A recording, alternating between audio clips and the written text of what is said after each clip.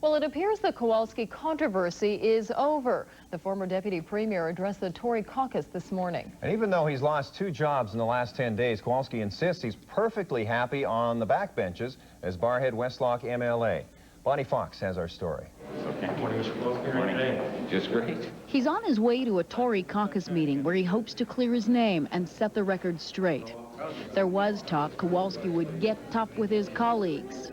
We never discussed what happened. But afterward, Ken Kowalski is back in the fold, even if he is on the back bench. Look, I'm happy. Life is good. And the Tory love cup runneth over. I've always said that I loved Ralph Klein. Nothing has changed with respect to that. We're going forward. Do you think the Tory party will suffer long-term damage? And Ralph Klein may have changed his mind just in time. The ethics commissioner no longer has a specific event to investigate, but that hasn't stopped him from handing out some advice. And it's clear, if Ralph Klein hadn't done an about-face, the appointment of Ken Kowalski to the new Energy and Utilities Board would have breached the Conflict of Interest Act. I could have preceded it, but it seemed to me a waste of the taxpayers' money for this office and for outside legal counsel to be involved in giving really what would have been a decision that was not needed. 10 days ago, we were told that Mr. Kowalski left his position as deputy premier because he had this new opportunity. All of a sudden, he doesn't have that new opportunity. So we go back to that original question. Why is Mr. Kowalski no longer what I'm deputy going premier? Because that is the premier's prerogative. My reputation has really been hit hard in the last week. There's absolutely no doubt at all about that. Absolutely no doubt whatsoever about that. It hurts. But I'll take a bullet. For whom? For my party. Bonnie Fox, ITV News at 10. If you wear a poppy, 2 ethnic groups are asking you to be selective about where you buy it. The Canadian Jewish Congress and the World Sikh Organization are asking Canadians across the country to boycott poppy sales from legions that have bans on turbans. Ray Radowski has details. They are the symbol of Remembrance Day, but this year the sale of this symbol is coming under fire. If they want to boycott and don't buy poppies, that's fine, but I don't think the general public will pay too much attention to a petty thing that they're raising again. But this year, the Canadian Jewish Congress and the World Sikh Federation have asked Canadians to boycott poppy sales from those legion branches that have any kind of ban on headgear. At their annual convention in May, members of the Canadian Legion in Alberta voted overwhelmingly to ban the wearing of all headgear inside Legion halls. It's not about the poppy, and unfortunately, it's really about questioning when you go buy a poppy. It's about questioning the discriminatory practices of the Legion that's selling it.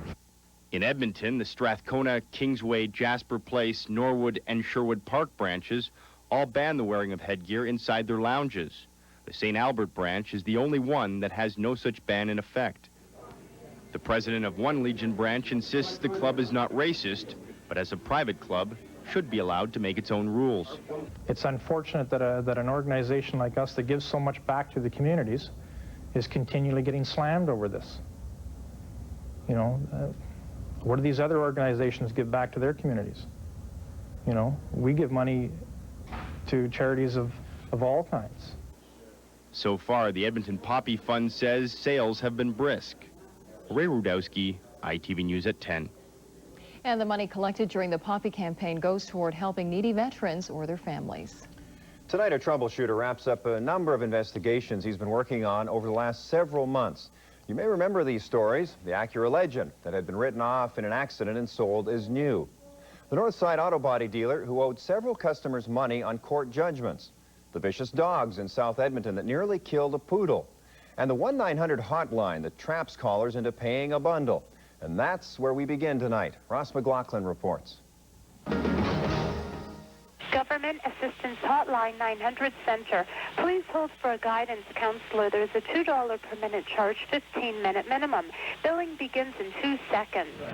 If you're 2 seconds late, that call just cost you $30. Ray Check got burned and was billed, so he called us. We called the regulators. They ordered the 1-900 company to change the message. It now says $30 flat fee with 3 seconds to hang up. EdTel is crediting Ray Check. I think I'm very happy with the outcome. From my standpoint, I think it has to be pressed a little longer to ensure that these people don't hurt other citizens of Edmonton, especially, and Alberta. Remember Vern Palombi, the man featured in our ITV troubleshooter investigation last March? He's the man who tried selling this Acura Legend to an unsuspecting buyer, telling them it had never been in an accident. However, we exposed the deception. The Legend had been written off in a collision and improperly repaired by Palombi. What that salesman tells you before you sign the bill of sale is called sales puffery. It's not admissible as evidence, and you cannot take anybody to court for it. The only thing you can take somebody to court for is what's actually written on the bill of sale. Palombi has been taken to court and has now pleaded guilty to fraud and fined $3,000. This Northside Maaco Autobody shop owes hundreds of thousands of dollars and has now gone bankrupt. It was featured in an ITV troubleshooter story about unsatisfied customers trying to collect their court judgments. They'll now have to line up behind the taxman, the banks, and the Workers' Compensation Board before they get a dime. And remember Pepper, the poodle. She was nearly killed last month after being viciously attacked by a black Shar-Pei and Rottweiler seen here. Our investigation led back to this house. The owner was fined and told to get vicious dog licenses. However, the Rottweiler disappeared. It did show up in the yard last week, and the owner has now been fined $510 for failing to get a vicious dog license for it. Well, he can take it to court, and that's the Rottweiler he denied owning. So I saw the dog in the yard, went ahead with the fine. He can take it to court and deny it was the dog or whatever he wants. And that brings you up to date on several investigations we've been working on, and we're not through yet. We've got a lot more to come. Remember, if you have a consumer complaint or have run up against a problem, give our ITV Troubleshooter hotline a call at 438-8436. The ITV Troubleshooter hotline, seen only here on ITV News. And still to come on ITV News at 10, Giselle Bernardo has part 1 of her series on spousal assault in Edmonton. And later, one woman escapes unharmed from a deadly truck crash in the BC mountains. You're watching ITV News at 10. Coming up, Darren Dutishin with sports. Pat Kiernan has Your Money, and Bill Matheson with weather. Well, it's time now for First Look at Weather, and Bill, kind of a spooky little weather forecast you've conjured up for us. Yeah, it's typical Halloween, you know. It's a little bit dicey or something like that. Winter. I was hoping we wouldn't get any snow until tomorrow, you know. Especially for the little goblins. Yeah. But at any rate, it looks as if it's not going to be as bad as we think. In the extreme northern end of the province and the extreme southern end of the province, the weather's going to be okay. As a matter of fact, they're only expecting a 40% chance of it. They haven't got any now, and only 40% chance of it. So far as our immediate situation is concerned, we are going to have the snow falling all tonight, and it'll be falling all day tomorrow as well. But it's going to be light. We're expecting anywhere from 3 to 5 inches of the centimeters, pardon me, of the stuff, and then it's going to move off into Saskatchewan, where they'll be getting some snow as well. So far as we're concerned, we're going to see sunshine on Wednesday, and on Thursday and Friday, the temperature should get up to about +6, do away with all of this snow. And I'll have all the details for you a little later on. You're watching Edmonton's #1 choice for news. ITV News at 10. Well, the Duke man who went on a drinking binge and severely beat his wife has been acquitted. Carl Blair's lawyer says the assault was triggered by a combination of too much booze mixed with prescription drugs. Now, the court agreed, and even though Blair's wife suffered a severe beating, the case was dismissed. Now, that story leads us to part 1 of a special feature this week on ITV News called Violence at Home. It's a nationwide problem, but for some reason, Alberta leads the country in violence against women, 34%. That's more than 1 out of every 3 married women in our province that have been beaten by their husbands. Alberta's rate is surpassed only by British Columbia. The national average is 1 out of 4. Last year in Edmonton, police were called out to more than 5,600 family disputes. Now, that works out to about 15 calls every single day. 8 of those disputes ended in death. Well, tonight, Giselle Bernardo talks to 2 women who lived the nightmare.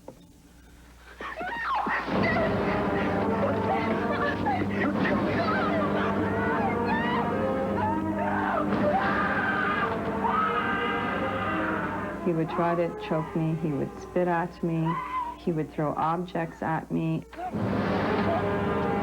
Dinner wasn't good enough, the plate would come chucking across the kitchen. It was kind of like walking on eggshells. never wanted to piss him off because God only knows what he would do. It's a story few women are willing to tell. They were brave enough to leave their abusive husbands, but thousands more continue to live in danger, possibly someone you know. Last year, more than 4,000 women and another 5,000 children used Alberta's 15 women's shelters. The Edmonton figures are 25% higher than the year before. Lori is one of those statistics. She finally left her husband after more than